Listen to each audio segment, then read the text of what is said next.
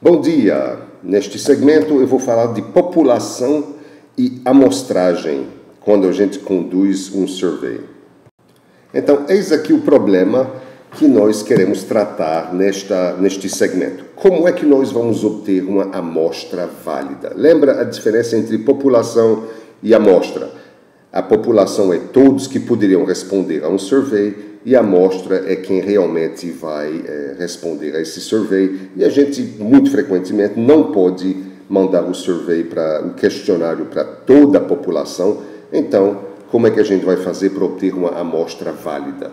Muita gente diz assim, uma amostra válida é aquela que consiste de todas as respostas que eu recebi. Como se o que você recebeu, você manda um questionário para muita gente, você recebe algumas respostas e automaticamente as respostas que você recebeu na sua cabeça consistem em uma amostra válida, representativa da população. Não é assim. Nós precisamos fazer uma avaliação estatística mais rigorosa para ter certeza que a inferência da amostra para a população vai poder ser feita adequadamente. Isso é um grande problema, e para mostrar que é um grande problema, eu vou mostrar uma citação de um pessoal que escreve sobre surveys em computação. Eles dizem o seguinte: na nossa experiência, amostras inválidas são o problema mais comum nos surveys na engenharia de software. Olha só, o problema mais comum. Então, vamos prestar atenção aqui. Então, é muito importante no início, antes até de definir a amostra, claro, saber qual é a população. Quer dizer, população são todos que poderiam responder ao questionário. Por exemplo, vamos supor que você queira fazer uma pesquisa e a população que você tem em mente são todos os managers de projetos, os gerentes de projetos de software de uma empresa como Accenture, por exemplo, no Brasil todo. Isso poderia ser sua população. Você tem primeiro que definir a população, que é para o que eu quero generalizar os meus dados. Você quer generalizar aqui, por exemplo, no meu exemplo, para os gerentes de projetos de software da Accenture no Brasil. Seria um exemplo. E a população, ela depende dos objetivos do survey e não das pessoas disponíveis.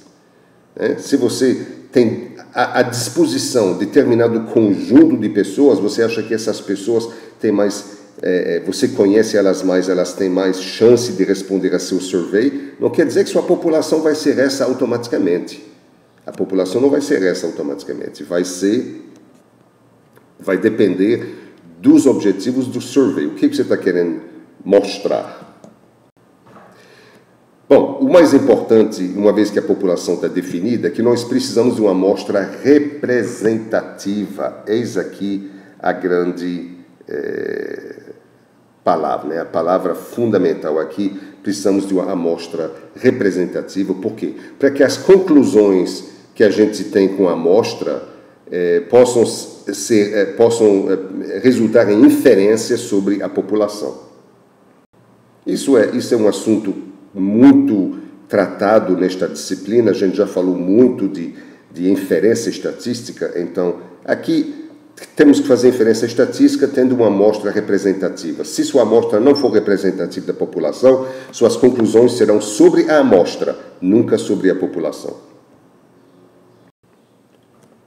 Vamos falar de algumas coisas que precisamos ter em mente para obter uma amostra válida.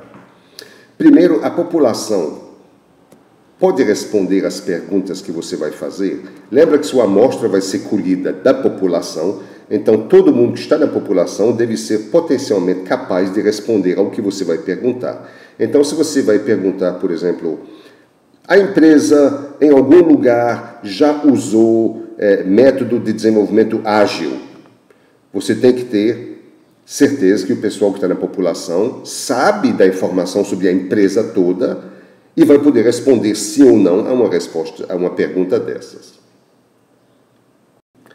Segundo, você pode aplicar o que a gente chama critérios de inclusão-exclusão. Então, por exemplo, vamos supor que você esteja interessado em quão bem a educação em engenharia de software atende à indústria, atende ao mercado.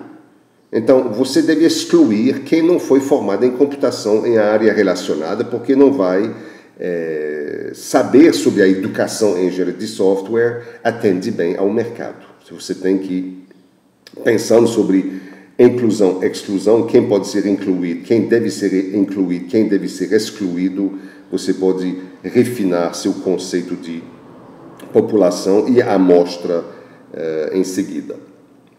Isso pode gerar um subconjunto, né? O princípio de inclusão e exclusão pode gerar um subconjunto da população inicial. Então, se a população inicial eram, por exemplo, todos os gerentes de projeto de desenvolvimento de software da Accenture no Brasil, mas se você está querendo fazer uma pergunta sobre a educação em engenharia de software, você vai ter que cortar essa população e criar uma subpopulação que é quem potencialmente saberia sobre a educação em engenharia de software. Vamos agora começar a falar um pouco sobre métodos de amostragem. Como é que a gente vai fazer essa amostra, como é que a gente vai escolher essa amostra. E a gente vai ver dois